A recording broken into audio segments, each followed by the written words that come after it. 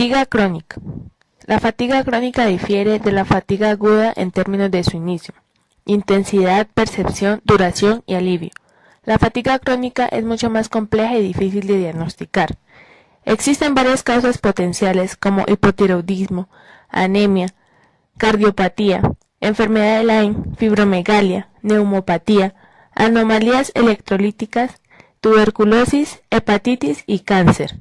Es uno de los problemas más frecuentes que la gente con problemas crónicos de salud experimenta, como se muestra en la tabla 11.1.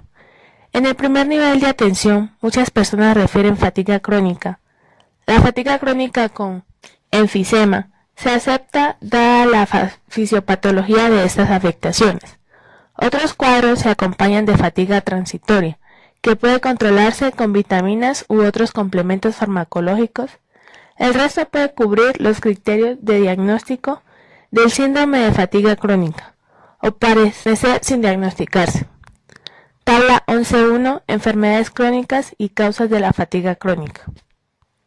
Si bien la fatiga aguda con frecuencia tiene una función protectora, la fatiga crónica no. Limita la cantidad de actividad que una persona puede efectuar y puede interferir con el empleo, el desempeño de las actividades cotidianas y la calidad de vida en general. Aunque la fatiga a menudo se identifica como un síntoma de ansiedad y depresión, es importante reconocer que estas manifestaciones psicológicas pueden ser síntomas de la fatiga. Por ejemplo, los individuos con fatiga persistente por alguna enfermedad crónica pueden haber limitado sus horarios laborales, disminuido sus actividades sociales y restringido sus responsabilidades familiares habituales. Es posible que estos cambios de estilo de vida razones de la depresión, y no que la depresión sea la causa de la fatiga. La fatiga crónica se presenta en un gran número de estados patológicos. Es un malestar común en personas con cáncer, cardiopatía, nefropatía, en fase terminal, neumopatía crónica, hepatitis C, artritis, infección por el virus de inmunodeficiencia humana, el VIH, y síndrome de inmunodeficiencia adquirida, el SIDA, así como trastornos neurológicos como esclerosis múltiple, síndrome de pospolio y enfermedad de Parkinson. La fatiga crónica es un fenómeno casi universal en personas con cáncer. Entre el 19 y 96% de los individuos que se someten a tratamientos por cáncer experimentan fatiga. Además, después del tratamiento, el 19 al 86% de los enfermos sufre fatiga. La fatiga relacionada con el cáncer puede deberse a la enfermedad misma o al tratamiento. La fatiga relacionada con el cáncer comprende distintas dimensiones fisiológicas, sensitivas, afectivas y cognitivas. Son frecuentes una sensación de cansancio inusual con debilitamiento generalizado y una mayor necesidad de reposo. También puede haberse una falta inquietante de motivación, ansiedad y tristeza, así como incapacidad de concentrarse o dificultad para pensar. Existen varios tipos de factores relacionados con el cáncer que pueden causar fatiga. Los más prominentes son los relacionados con el desequilibrio energético, como los siguientes: anemia, taquexia, estrés, dolor, infección, consumo de medicamentos y trastornos metabólicos. La teoría de las citocinas en la fatiga relacionada con el cáncer se basa, por lo menos en parte, en la observación de que los enfermos que reciben fármacos con el interferón alfa como parte de su plan terapéutico experimentan una fatiga devastadora, que parece ser limitada por la dosis. El interferón alfa y otros fármacos que se utilizan para el manejo del cáncer también influyen sobre la liberación de otras citocinas, que se vinculan con la fatiga. Al parecer, las células cancerosas en el sistema inmunitario sintetizan o expresan distintas citocinas con el potencial de producir muchos de los factores que contribuyen a la fatiga, en especial interleucina 1 beta y factor de necrosis tumoral alfa. Se sospecha que una de estas citocinas, el factor de necrosis tumoral alfa, se relaciona con la fatiga matutina y los trastornos de sueño. Otro estudio demuestra que hacer que las personas que padecen de cáncer realicen un ejercicio esquelético específico genera la liberación de interleucina 6, que puede disminuir las contracciones del factor de necrosis tumoral alfa e interleucina 1 beta. Manejo de la fatiga crónica. Muchos de los factores patológicos que se asocian con la fatiga, como insomnio, anemia, estrés patológico y debilidad, responden a medidas terapéuticas apropiadas. La anemia, que es frecuente entre personas con VIH-Sida, individuos con nefropatía en fase terminal y personas con cáncer que reciben quimioterapia, induce fatiga al interferir con la capacidad de transporte de oxígeno de la sangre. En ocasiones, se trata con variantes de combinaciones de eritropoyetina, epoyetina alfa, una hormona endógena que de ordinario sintetizan los riñones. El insomnio, que ocurre por razones diversas como ansiedad y depresión, bochornos, nicturia y dolor, suele ser sensible a estrategias terapéuticas no farmacológicas y farmacológicas. Los trastornos psicológicos, como a la ansiedad y la depresión, que con frecuencia se vinculan con la fatiga, pueden tratarse con fármacos específicos. Otra causa de la fatiga es la pérdida de masa muscular, fuerza muscular y resistencia. Es posible que la persona necesite someterse a una exploración física completa y estudios de laboratorio para determinar si existen hallazgos musculoesqueléticos o neurológicos que pudieran tener impacto sobre el vigor, como miositis, síndrome de Guillain-Barré o polimialgia, o quizás deba ejercitarse a diario y de manera constante. Síndrome de fatiga crónica. El síndrome de fatiga crónica es un padecimiento que se caracteriza por fatiga discapacitante de por lo menos 6 meses de duración, que suele acompañarse de distintos síntomas inespecíficos referidos por el enfermo, como disfunción cognitiva, trastornos del sueño y dolor musculoesquelético. Al final del siglo XX y ahora en el siglo XXI, el trastorno aún es un problema relativamente común. Definición. Puesto que la etiología del síndrome de fatiga crónica se desconoce, no existen marcadores biológicos para su diagnóstico y se carece de tratamientos definitivos.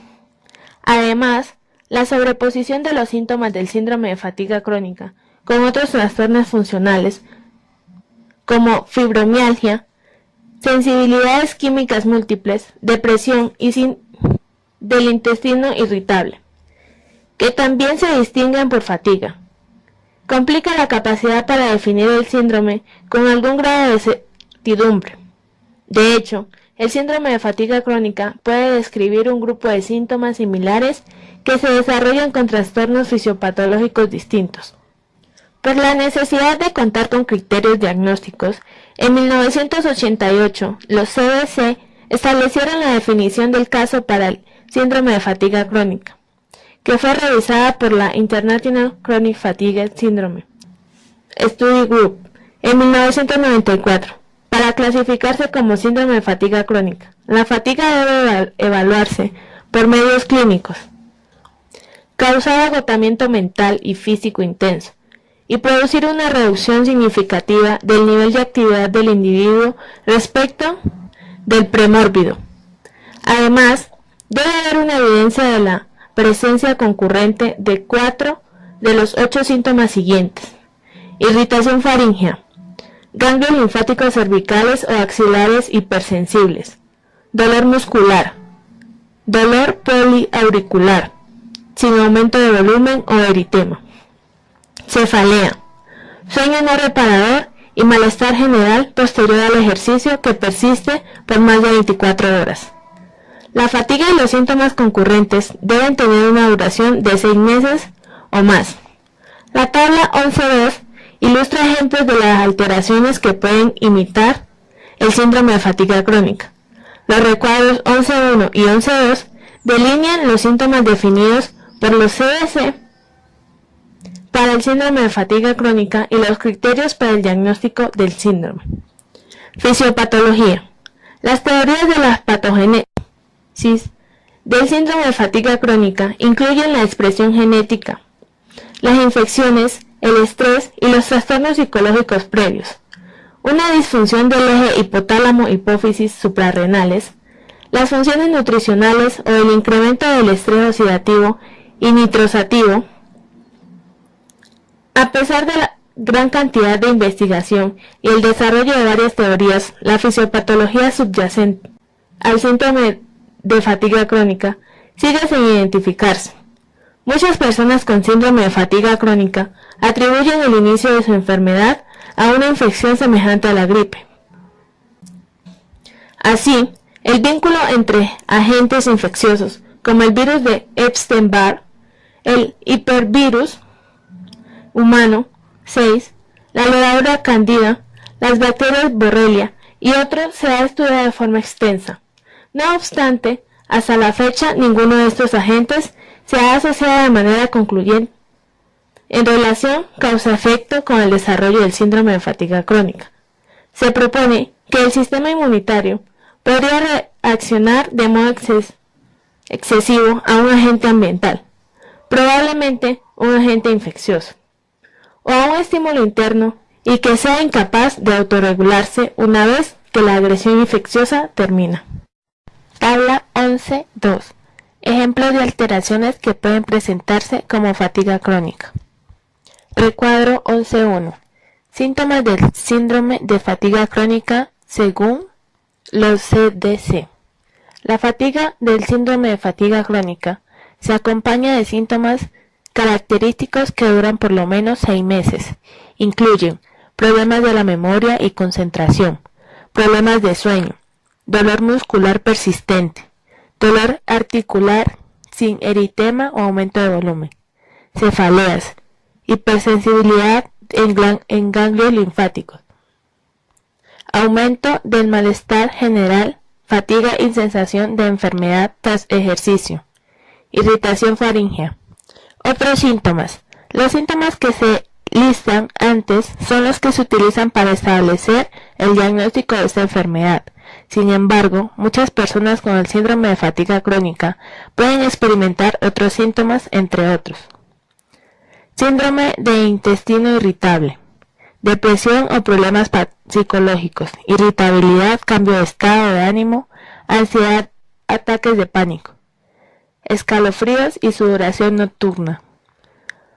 Trastornos visuales, visión borrosa, sensibilidad a la luz y dolor ocular. Alergias o sensibilidad a alimentos, olores químicos, medicamentos o ruido. Niebla cerebral, sensación similar a la de estar en una nebulosa mental. Dificultad para mantener la posición erecta. Mareo, problemas de equilibrio o sensación de desmayo. Es importante informar al profesional de atención de la salud si se experimenta cualquiera de estos síntomas. Puede presentarse de manera concurrente al síndrome de fatiga crónica o indicar que se padece algún otro trastorno tratable. Recuadro 11.2. Criterios para el diagnóstico de síndrome de fatiga crónica.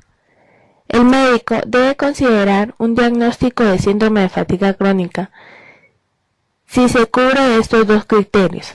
Fatiga inexplicable persistente que no se debe al ejercicio sostenido. No se alivia en grado sustancial con el reposo.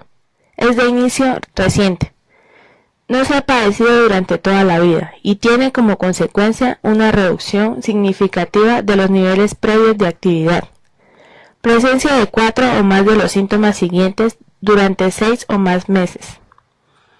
Trastorno de la memoria o la concentración. Malestar general posterior al ejercicio, agotamiento extremo, prolongado y sensación de enfermedad tras la actividad física o mental. Sueño no reparador, dolor muscular, dolor en articulaciones múltiples sin tumefacción o eritema, cefaleas de un tipo o intensidad nuevos, irritación faríngea frecuente o recurrente, hipersensibilidad a la palpación de los ganglios linfáticos cervicales o axilares. Los trastornos psicológicos con frecuencia se relacionan con el síndrome de fatiga crónica, en especial ansiedad y depresión. Pero esto es difícil de evaluar. Las personas con síndrome de fatiga crónica tienen más probabilidad que la población general de haber experimentado algún trastorno psicológico como depresión mayor o trastorno de pánico antes del desarrollo del síndrome de fatiga crónica. Sin embargo, también es cierto que una proporción significativa de esas personas con síndrome de fatiga crónica no ha cursado con episodios de este tipo, ya sea antes o después del desarrollo del síndrome. Se han documentado anomalías en el eje hipotálamo-hipófisis suprarrenales, como atenuación de la actividad de la hormona liberadora de corticotropina y cambios en el ritmo circadiano de la secreción de cortisol. Aunque se han identificado concentraciones bajas de hormonas tiroideas, de hidroepiandrosterona y cortisol en personas con síndrome de fatiga crónica. Estos parámetros no están disminuidos en todos los pacientes con el síndrome. Los vínculos genéticos con el síndrome de fatiga crónica incluyen un gen relacionado con la proteína neurodegenerativa de la enfermedad de Huntington, anomalías en la forma en las que los genes afectan la producción de energía mitocondrial celular y conexiones con la depresión y ansiedad. Además, está determinada la existencia de vínculos entre pacientes con síndrome de fatiga crónica y un estado inflamatorio persistente. Manifestaciones clínicas. Uno de los hallazgos más importantes en las personas con síndrome de fatiga crónica es la referencia de fatiga. A menudo el síntoma de fatiga es precedido por un resfriado o una enfermedad semejante a la gripe. Con frecuencia, el individuo describe la enfermedad como recurrente, con periodos de exacerbación y remisión. Con cada episodio subsecuente de enfermedad, la fatiga se intensifica. Entre los hallazgos físicos se encuentra la febrícula. La fiebre es intermitente y solo se presenta cuando la enfermedad reincide. Otros hallazgos comprenden faringitis no exudativa, ganglios linfáticos cervicales palpables e hipersensibles, crecimiento discreto de la glándula tiroides, sibilancia, esplenomegalia, mialgias, astralgia y detección de grupos hemo en heces con sigmoidoscopia subsecuente negativa. Los problemas psicológicos incluyen compromisos de la cognición, que la persona describe con incapacidad para concentrarse y realizar tareas que antes resultaban simples. Existen referencias de trastorno del estado de ánimo y el sueño, problemas de equilibrio, alteraciones visuales y distintos grados de ansiedad y depresión. Diagnóstico y tratamiento. El diagnóstico del síndrome de fatiga crónica se basa en la integración del cuadro clínico completo de los síntomas, los hallazgos de la valoración física y los resultados de las pruebas diagnósticas. Los estudios de laboratorio se utilizan para detectar otros trastornos. Por lo general, el diagnóstico final se basa en la definición del síndrome de fatiga crónica, provistas por los CDC, como se muestra en el recuadro 11.1. Existe cierto grado de discusión en torno a que las personas con menos síntomas de síndrome de fatiga crónica asociados pudieran recibir un diagnóstico preciso de síndrome de fatiga crónica en una fase más temprana. Puesto que no existe una causa conocida para el síndrome de fatiga crónica, el tratamiento actual tiende a ser sintomático, enfocado en el control más que en la curación. Se centra en la instrucción, el apoyo emocional, el tratamiento de los síntomas y el control general de la salud. El manejo sintomático incluye el desarrollo de un programa de ejercicio que ayuda a las personas a recuperar la fuerza. Junto con un programa de actividad estructurado, las personas deben ser alentadas a tener tanta actividad como les sea posible, al tiempo que retoman sus actividades de la vida cotidiana. Una aproximación holística para el tratamiento de síndrome de fatiga crónica resulta esencial, con tratamiento y apoyos apropiados. La mayor parte de los pacientes con síndrome de fatiga crónica muestran mejoría. Sin embargo, pueden presentarse recaídas. Las personas con diagnóstico de síndrome de fatiga crónica deben seguir recibiendo cuidados de seguimiento y tratamiento con regularidad. Se dispone de grupos de apoyos locales y nacionales para las personas que padecen síndrome de fatiga crónica. En resumen, la fatiga es un estado inespecífico de cansancio físico y psicológico que cada persona reconoce. Hace que el individuo sea incapaz de llevar a cabo actividades de rutina y no se alivia con el sueño o el reposo. La fatiga aguda es resultado del desgaste excesivo del cuerpo o de grupos musculares específicos y a menudo se relaciona con la disminución de las fuentes de energía.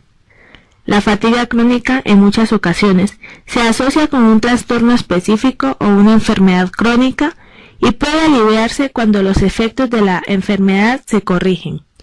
El síndrome de fatiga crónica es una enfermedad compleja que tiene manifestaciones fisiológicas y psicológicas y se caracteriza por ser una fatiga debilitante. Muchas veces su diagnóstico se establece mediante un proceso de diagnóstico diferencial y su tratamiento requiere una estrategia holística. Reposo en cama o inmovilización. Después de terminar esta sección del capítulo, el lector será capaz de cumplir los siguientes objetivos. Describir los efectos de la inmovilidad y el reposo en cama prolongado sobre la función cardiovascular, pulmonar, renal, metabólica, musculoesquelética, gastrointestinal y sensitiva. Describir la evolución temporal de los cambios fisiológicos que se relacionan con la inmovilidad y el reposo en cama prolongado. El reposo en cama es una de las medidas más antiguas de utilización, más común para el tratamiento de distintos trastornos médicos. Desde la perspectiva histórica, se consideraba que el reposo en cama era imperativo para las personas que convalecían de casi cualquier enfermedad. Por ejemplo, antes de 1940, el reposo en cama se prescribía durante 2 semanas después del parto, 3 semanas tras una herniorrafía y 4 a 6 semanas luego de un infarto de miocardio. Se creía que las demandas bioquímicas y físicas complejas de una actividad física desviaban la energía de los procesos de restauración y reparación propios de la recuperación. Sin embargo, se identificaron las manifestaciones cardiovasculares, musculoesqueléticas, tegumentarias y pulmonares del reposo en cama, y este se eliminó con rapidez de los procedimientos de atención estandarizados. Ahora se sabe que el reposo en cama es la antítesis del ejercicio y la movilidad, y que los efectos de la inmovilización por el reposo en cama causan problemas sistémicos graves. La inmovilidad o el reposo en cama prolongados desafían el empleo activo de los músculos esqueléticos, el movimiento sanguíneo y el mantenimiento de las reservas cardiopulmonares. La inmovilidad puede ser determinada por una lesión que demanda estabilización para facilitar el proceso de cicatrización o ser el resultado de trastornos que limitan la reserva física. Los efectos de inmovilidad pueden limitarse a una sola extremidad cubierta por un aparato de yeso, afectar las piernas como el individuo confiado a una silla de ruedas, o comprometer todo el organismo, como un enfermo confiado a reposo en cama.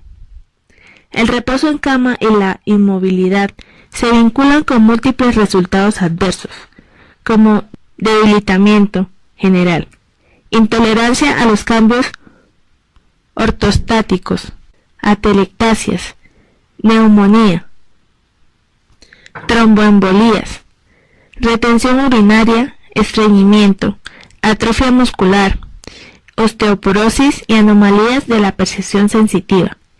Esta sección del capítulo se concentra en los cambios fisiológicos secundarios al reposo en cama y la inmovilidad, y en las intervenciones para contrarrestar sus efectos. Puntos clave: reposo en cama e inmovilidad. Las respuestas cardiovasculares al reposo en cama incluyen redistribución del volumen sanguíneo desde la región inferior del cuerpo hasta la circulación central, pérdida del acondicionamiento del corazón y reducción del agua corporal total. Puede desarrollarse intolerancia ortostática. La masa muscular se reduce por efecto de la atrofia por desuso, y la masa ósea disminuye debido a un desequilibrio de la actividad entre los osteoclastos, resorción ósea, y los osteoblastos, síntesis ósea. Efectos fisiológicos del reposo en cama. La posición supina, que con frecuencia acompaña la inmovilización y el reposo en cama, interfiere con los efectos de la gravedad y los estímulos de la ejercitación, como se muestra en la figura 11.3, mientras el cuerpo se mantiene en una posición erecta. Compensa los efectos de la gravedad de distintas formas. Los músculos esqueléticos se contraen y ejercen presión contra las venas y los vasos linfáticos, y contrarrestan los efectos hidrostáticos de la gravedad que hacen que la sangre y los líquidos se acumulen en las extremidades inferiores. El movimiento contra la fuerza de gravedad mantiene el tono muscular, y los huesos se conservan más fuertes porque el sostén longitudinal del peso que hace se retengan los minerales esenciales como el calcio dentro de las estructuras óseas. Respuestas cardiovasculares. Después de un periodo de reposo en cama y de asumir la posición supina, el sistema cardiovascular muestra cambios que reflejan la pérdida de estímulos gravitacionales y del ejercicio. Estos cambios incluyen redistribución y cambio del volumen sanguíneo, incremento de carga de trabajo cardíaco, hipotensión orostática, estasis venosa con potencial de trombosis venosa profunda, redistribución y cambio del volumen sanguíneo. Una de las respuestas más llamativas de la permanencia en posición supina durante el reposo en cama es la redistribución y el cambio del volumen sanguíneo. En la posición supina, alrededor de 500 mililitros de sangre se redistribuyen de las extremidades inferiores hacia la circulación central. La mayor parte de esta sangre se desvía hacia la cavidad torácica. Una porción menos se digiere hacia los brazos y la cabeza. Figura 11.3. Efectos de la gravedad y la disminución del empleo de los músculos esqueléticos durante el reposo en cama y al asumir la posición supina sobre la función cardiovascular, respiratoria y renal, y su impacto sobre la tolerancia al ejercicio y el riesgo de complicaciones como tromboembolia e hipertensión postural. Incremento de la carga de trabajo cardíaca. Una manifestación cardiovascular importante del reposo en cama es el aumento de trabajo que se impone al corazón, el incremento del volumen sanguíneo torácico, que ocurre al asumir la posición supina de origen a un aumento de la presión venosa central y el volumen diagnóstico final en el ventrículo izquierdo, así como un incremento del volumen latido y el gasto cardíaco por efecto del mecanismo de Frank-Starling. En la posición supina, el gasto cardíaco normal es de 7 litros por minuto a 8 litros por minuto, en comparación con un gasto cardíaco de 5 a 6 litros por minuto. Para una persona en posición erecta, al inicio, El aumento del gasto cardíaco se acompaña de una ligera disminución de la frecuencia cardíaca y la resistencia vascular sistémica, y del mantenimiento de la presión arterial. Con los periodos prolongados de reposo en cama, la distensión venosa se incrementa. La distensión venosa conduce a disminución del retorno venoso hacia el corazón, junto con la estabilización del volumen latido y el gasto cardíaco. Sin embargo, la frecuencia cardíaca sigue aumentando. Durante los periodos de taquicardia, el tiempo de llenado diastólico disminuye. Como resultado, el corazón tiene que gastar más energía y utilizar más oxígeno para perfundir los órganos vitales y cubrir las demandas metabólicas del cuerpo. Esta respuesta se exagera cuando una persona tiene que asumir una posición erecta y comenzar la actividad después de un tiempo prolongado de reposo en cama. Cuando un individuo comienza a realizar un ejercicio superior al máximo, después del reposo en cama prolongado, la frecuencia cardíaca se incrementa mientras el volumen del latido y gasto cardíaco disminuye. Se requieren entre 5 y 10 semanas de ejercicio de reacondicionamiento para recuperar la frecuencia cardíaca, el volumen latido y el gasto cardíaco hasta sus niveles previos al reposo en cama. El reposo en cama también afecta el equilibrio hídrico. El aumento del volumen sanguíneo central inhibe la hormona antidiurética y la aldosterona, cuya consecuencia es la diuresis de agua y sodio.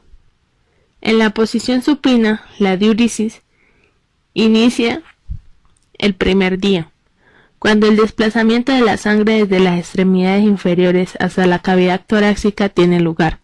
La pérdida de agua y sodio produce una pérdida de volumen plasmático, después de alrededor de 4 días de reposo en cama. Las pérdidas hídricas alcanzan un equilibrio. Una explicación potencial de este fenómeno es que se pierde el líquido intravascular, con desplazamiento subsecuente del líquido del comportamiento intersticial hacia el vascular. Hipertensión ortostática. Durante el reposo en cama, las fuerzas de la gravedad y la presión hidrostática sobre el sistema cardiovascular se eliminan. Después de 3 a 4 días de reposo en cama, la adaptación de la posición erecta ocasiona intolerancia ortostática o postural. La permanencia de pie después del reposo en cama prolongado reduce el volumen sanguíneo central. Se presentan disminuciones del volumen latido y el gasto cardíaco, junto con incrementaciones de la frecuencia cardíaca y la resistencia vascular sistémica. Los signos y síntomas de intolerancia postural incluyen taquicardia, náuseas, diaforesis y en ocasiones síncope o sensación de desmayo. El mecanismo de la intolerancia ortostática tras el reposo en cama implica factores múltiples, como disminución del volumen intravascular, descenso de la función de bomba del músculo esquelético, reducción de la inervación simpática de los vasos de resistencia y restablecimiento del nivel de sensibilidad de los vasoreceptores que controlan la presión arterial. Puesto que los cambios en el volumen plasmático no explican del todo la intolerancia ortostática que se presenta con el reposo en cama, se piensa que el sistema nervioso simpático puede influir en esa respuesta.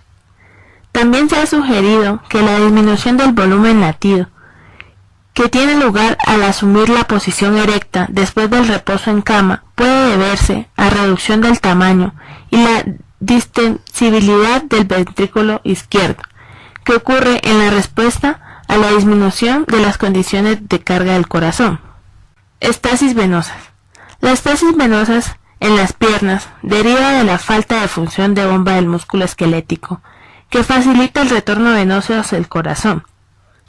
La función de la bomba del músculo esquelético disminuye después de que se asume la posición supina y existe una compresión mecánica de las venas por efecto de la posición de las extremidades inferiores contra la cama. Este aumento de presión puede ocasionar daño a la íntima de los vasos y predisponer a agregación plaquetaria y formación de coágulos. La trombosis venosa profunda es una complicación importante del reposo en cama. Se piensa que tres factores, a menudo denominados tríada de Virchow, se combinan para predisponer a la persona al desarrollo de trombosis venosa profunda. Estos factores son éstasis del flujo venoso secundario a inactividad de las bombas del músculo esquelético, estado de hipercoagulabilidad causado por disminución del volumen intravascular y aumento de la viscosidad sanguínea y la contracción de los factores de coagulación en la sangre, lección vascular al endotelio por la presión externa contra las venas. El desarrollo de trombosis venosa profunda también predispone a la formación de émbolos pulmonares al retomarse la actividad. Existe el riesgo que los trombos grandes se desprendan, avancen por el sistema circulatorio y se alojen en un vaso pulmonar. Respuestas pulmonares. La adoptación de la posición supina produce cambios en los volúmenes pulmonares y las mecánicas de la respiración. Complicaciones respiratorias como atelectasia, acumulación de secreciones, hipoxemia y neumonía son evoluciones potenciales si una persona se mantiene recostada en posición supina y en reposo en cama durante más de 24 horas. En la posición supina, la respiración depende en buena parte de los músculos abdominales, más que del movimiento de la caja torácica. El diafragma se desplaza hacia arriba más que hacia abajo, lo que disminuye el tamaño del compartimiento torácico, y la resistencia de la cama limita la extensión torácica y de los pulmones. Como resultado, el volumen corriente y la capacidad residual funcional disminuyen, y la eficiencia y eficacia de la ventilación se comprometen. Así, las personas que se encuentran en reposo en cama necesitan hacer un esfuerzo mayor para respirar y, en consecuencia, efectúan menos respiraciones profundas. Si la persona debe mantenerse en reposo en cama, sería mejor situarla en posición prona si le es tolerable. Una disminución de la capacidad residual funcional predispone a colapso de las vías respiratorias, desequilibrios entre la ventilación y perfusión, y compromiso del transporte de oxígeno. Los alvéolos tienden a colapsarse, lo que genera regiones de atelectasia y disminución de áreas de superficie para el intercambio de gases. Esto puede dar origen a cortocircuitos arteriovenosos, con disminución concurrente de la oxigenación arterial. De igual forma, el consumo insuficiente de líquidos y la deshidratación puede hacer que la secreción se vuelva espesa y adherentes. La éstasis de las secreciones constituye un medio idóneo para el crecimiento bacteriano e incrementa el riesgo de desarrollar neumonía. La disminución de la actividad y la posición en decúbito inhiben la secreción en vías respiratorias, favorecen la secreción e influyen de manera adversa sobre la distribución de las secreciones en las vías respiratorias. La tos y la respiración profunda no son necesarias para prevenir la acumulación de secreciones y el colapso de las vías respiratorias. Respuesta de las vías urinarias. Los riñones están diseñados para funcionar de manera óptima con el cuerpo en la posición erecta, como se muestra en la figura 11.4. La anatomía del riñón es tal que la orina fluye desde la pelvis renal gracias a la gravedad. En tanto, la acción de la peristalsis la desplaza por los uréteres hasta la vejiga. El reposo en cama prolongado afecta al sistema renal al modificar la composición de los líquidos corporales y predisponer al desarrollo de cálculos renales. En la posición supina, la orina no se drena con facilidad de la pelvis renal. El reposo en cama también puede predisponer a infecciones de las vías urinarias, incontinencia urinaria y formación de cálculos renales por la falta prolongada de movilidad. Una complicación importante del reposo prolongado en cama es el aumento de riesgo de desarrollar cálculos renales. El reposo prolongado en cama causa atrofia muscular, degradación de proteínas y descalcificación ósea con desarrollo de hipercalcemia e hiperfosfatemia. La saturación de la orina con sales de calcio, es decir, oxalato de calcio y fosfato de calcio, anulada la éstasis, incrementa todavía más la concentración, el riesgo de formación de cálculos renales que contiene calcio. La deshidratación incrementa la concentración de los elementos formados de cálculos en la orina y el riesgo de litiasis. También puede presentarse infecciones de las vías urinarias e incontinencia. Las causas de la incontinencia es el vaciamiento inadecuado de la vejiga mientras las personas se encuentran en posición supina. Esta posición contribuye al estancamiento de la orina en la vejiga y puede predisponer a la persona a infecciones vesicales y de las vías urinarias. Figura 11.4. Efecto de la posición del cuerpo sobre el flujo de la orina en el riñón. Respuestas musculoesqueléticas. Las respuestas musculoesqueléticas al reposo en cama y la inmovilidad reflejan los cambios asociados con la pérdida tanto del estrés gravitacional como el generado por el ejercicio. Aunado a la pérdida de fuerza, los músculos se atrofian, cambian de forma y aspecto, se acortan cuando se inmovilizan. La atrofia por desuso puede conducir a la pérdida de casi octava parte de fuerza muscular por cada semana de desuso. Estos cambios afectan tanto fibras musculares específicas como la masa muscular en su totalidad. La inmovilización también reduce la capacidad de generar fuerza y aumentar la tendencia a la fatiga, la cual se debe principalmente a disminución de masa muscular y a el área de corte transversal de la fibra muscular. También la capacidad oxidativa de las mitocondrias musculares se reduce. Debido a la disminución de la capacidad oxidativa de las mitocondrias, los músculos se fatigan con facilidad. Mientras más grande y mejor entrenado esté el músculo, más rápida es la pérdida de fuerza muscular y acondicionamiento. Los músculos de la pierna tienden a perder fuerza con más rapidez que los de los brazos. Pero no está claro si esto se debe a que las piernas tienen un mayor entrenamiento relativamente mejor que los brazos, a que las piernas tienen una masa muscular mayor o que al reposo en cama produce la disminución mayor de la actividad de las piernas que de los brazos. Junto con el músculo, los tejidos conectivos de soporte sufren cambios al someterse a la inmovilidad o el reposo en cama. El tejido conectivo periauricular, los ligamentos, los tendones y el cartílago articular necesitan movimiento para mantenerse sanos.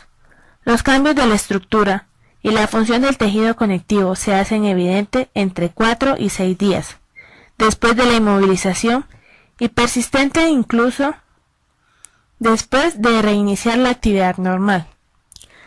La atrofia y el desuso del músculo no son contribuyentes al desgaste y debilitamiento del tejido muscular. Participan en el desarrollo de contracturas aurticulares.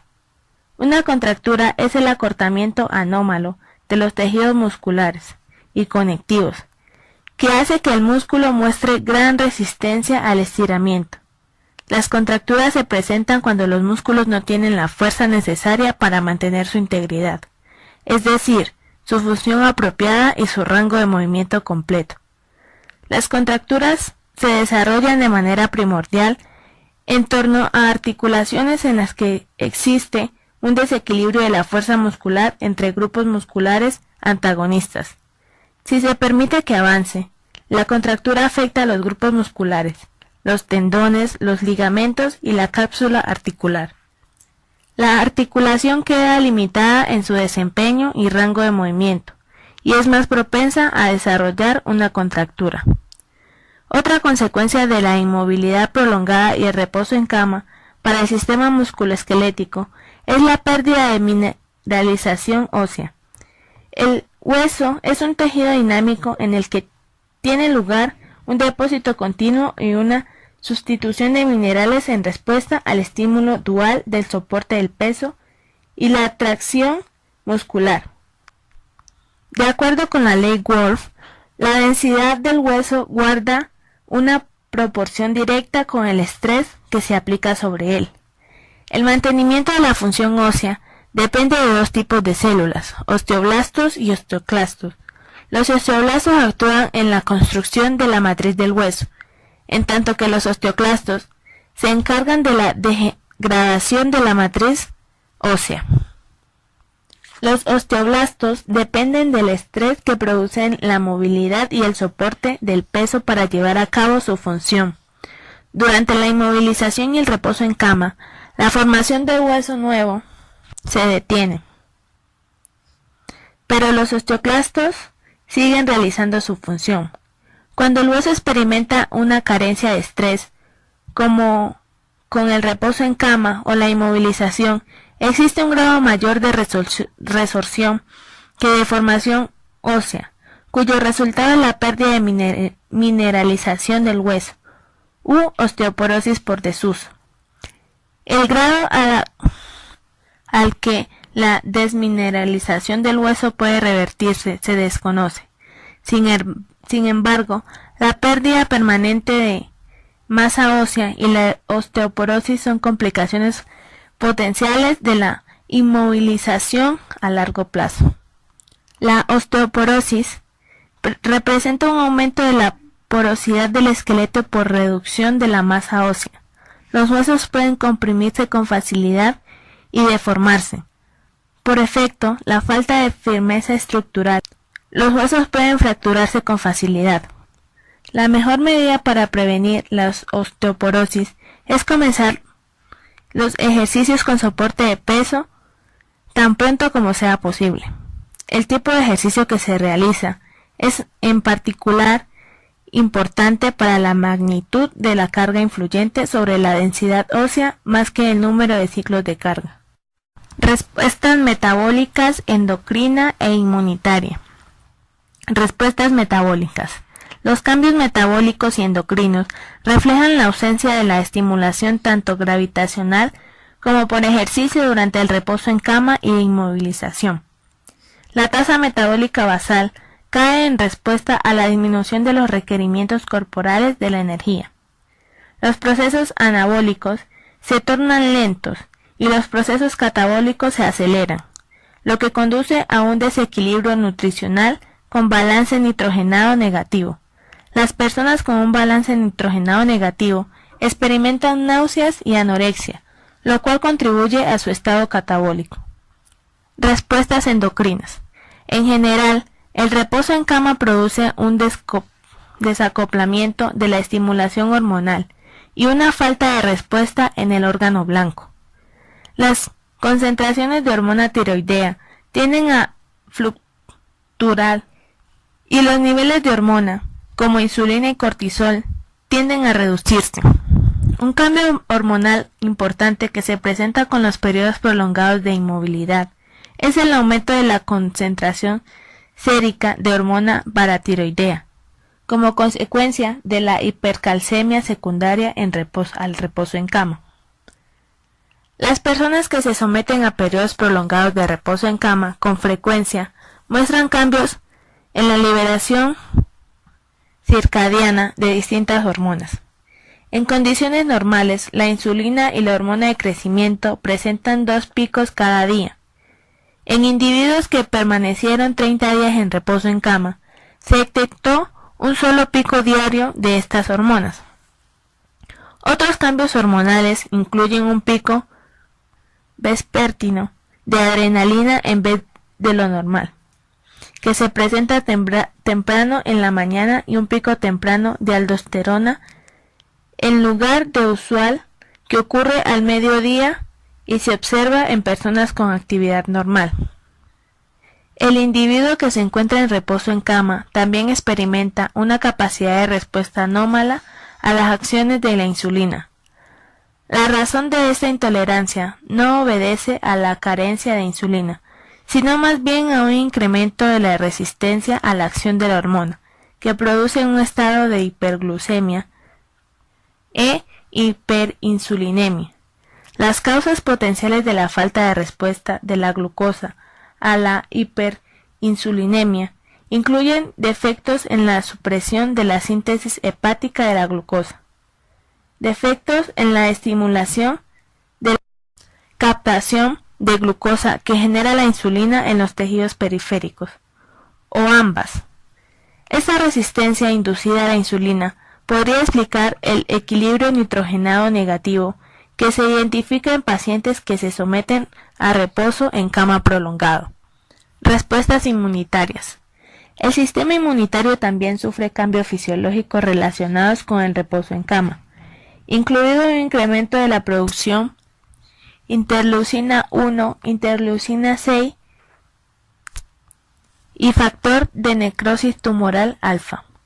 El aumento de estos mediadores se relaciona con las reacciones inflamatorias exageradas y lesiones tisular. La síntesis elevada de interleucina 1 contribuye a la pérdida ósea y de minerales que acompaña al reposo en cama. Respuestas gastrointestinales. Las respuestas gastrointestinales al reposo en cama varían.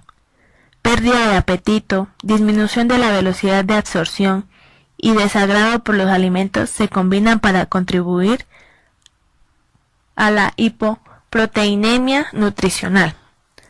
La velocidad del tránsito de los alimentos por el tubo gastrointestinal se reduce cuando la persona se coloca en posición supina. La velocidad de la peristalsis disminuye 60% en dicha posición.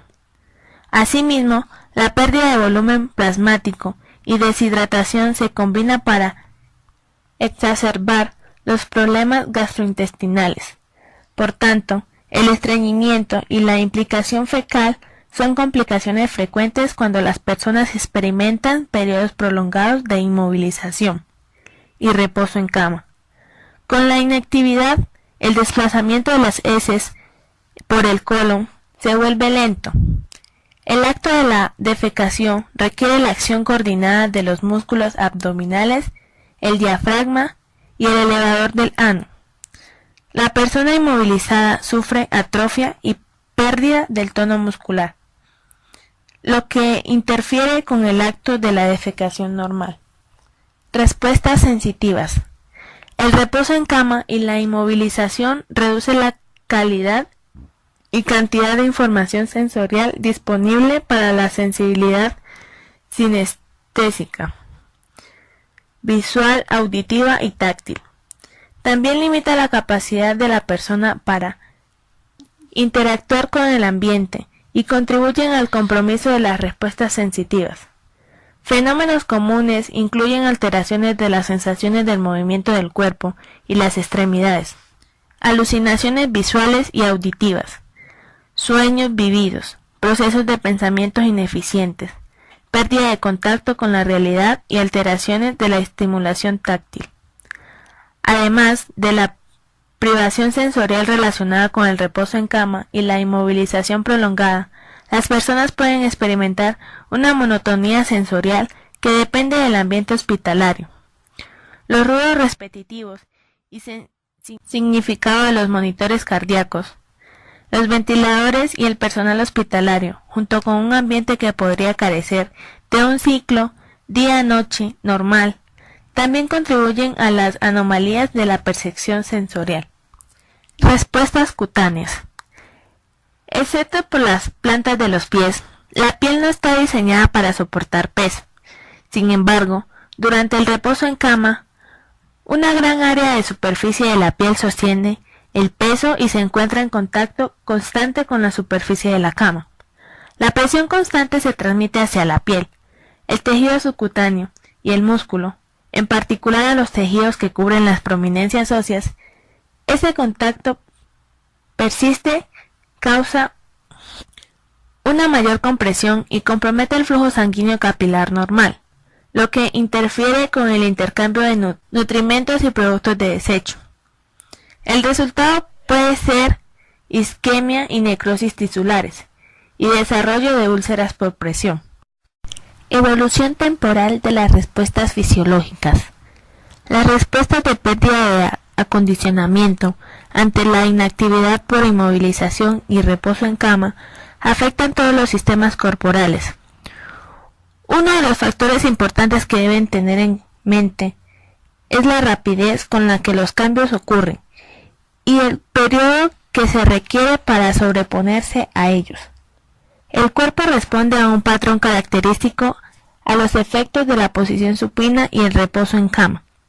Durante los primeros 3 días de reposo en cama, uno de los primeros cambios que se observa es una diuresis masiva. La diuresis se acompaña de aumentos de la osmolalidad sérica, el hematocrito, la distensibilidad venosa y la excreción urinaria de sodio y cloruro.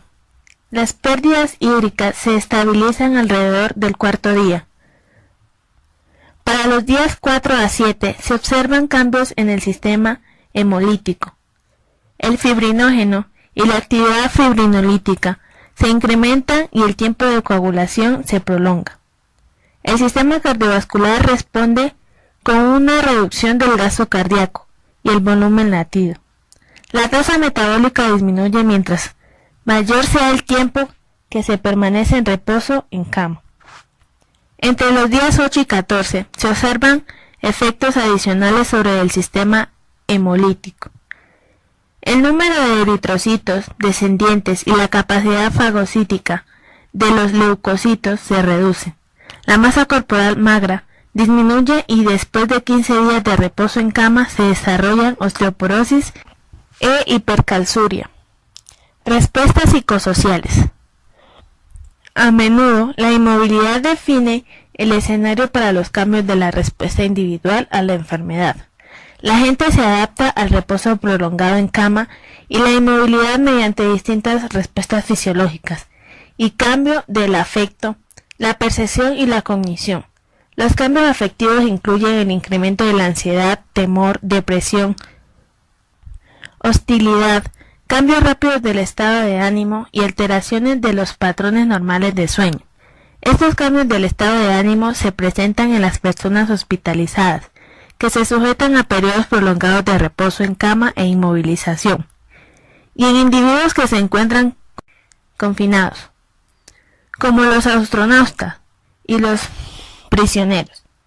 La investigación sobre personas inmovilizadas o aisladas demostró que la motivación para el aprendizaje disminuye con los periodos de inmovilización prolongada, lo mismo que la capacidad para entender y retener el aprendizaje nuevo, y transferir el aprendizaje reciente a una situación distinta.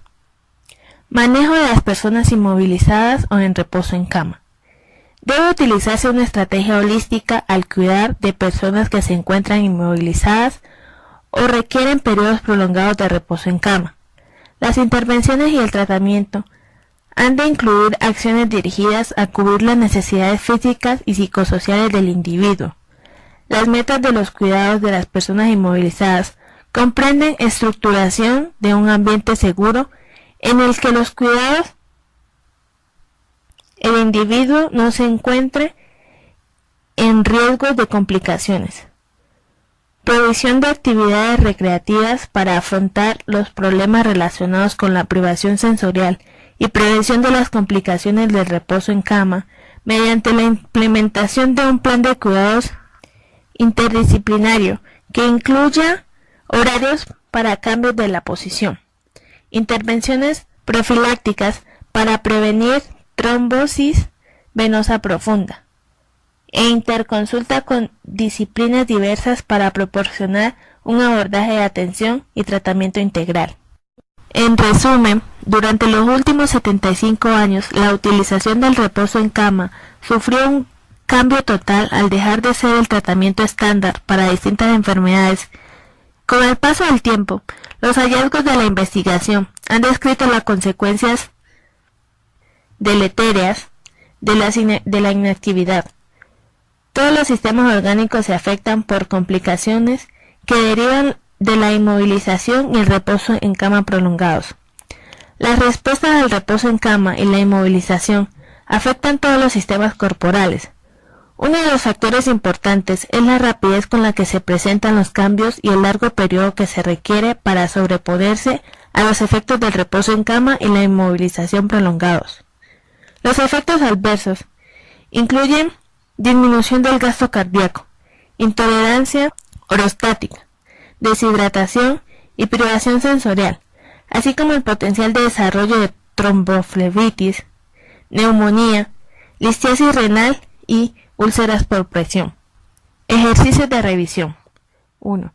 Un varón de 60 años sufre un infarto agudo de miocardio. Se le dio de alta del hospital y está por ingresar a un programa de rehabilitación cardíaca. Durante su primer día en rehabilitación, se le examina para identificar su tolerancia al programa de ejercicio. Una de las pruebas a las que se someterá es la prueba de esfuerzo con banda sin fin. ¿Cómo contribuirá esta prueba a la elevación de su capacidad para realizar ejercicios? ¿Qué otras pruebas subjetivas podrían utilizarse para determinar su intolerancia al ejercicio? 2. Una mujer de 40 años que recibe tratamiento con quimioterapia por cáncer mamario refiere fatiga excesiva e intolerancia a la actividad. Se queja de que tiene tan poca energía que le resulta difícil levantarse por la mañana y tiene dificultad para concentrarse y hacer actividades tan simples como ir de compras. ¿Cuáles son algunas de las explicaciones posibles para la fatiga excesiva que esta mujer presenta? ¿Qué tipos de pruebas médicas podrían realizarse para identificar las causas potenciales de la fatiga? ¿Qué tipos de tratamientos podrían aplicarse para aliviar algunos de sus síntomas? 3. Un varón de 23 años que sufrió fracturas múltiples y contusiones en un accidente en motocicleta se encuentra en reposo en cama en posición supina. Se ha mantenido en reposo en cama durante 2 días y ha perdido alrededor de 500 mililitros de volumen de líquido extracelular por efecto de la diuresis. Explica la fisiología de la diuresis excesiva. Identifique 2 complicaciones del reposo en cama que pudieran presentarse como consecuencia de su pérdida del volumen de líquido extracelular. Al levantarse de la cama el 4.º día, palidece de forma súbita, su frecuencia cardíaca se incrementa y se queja de mareo. ¿Qué ocurrió a este hombre?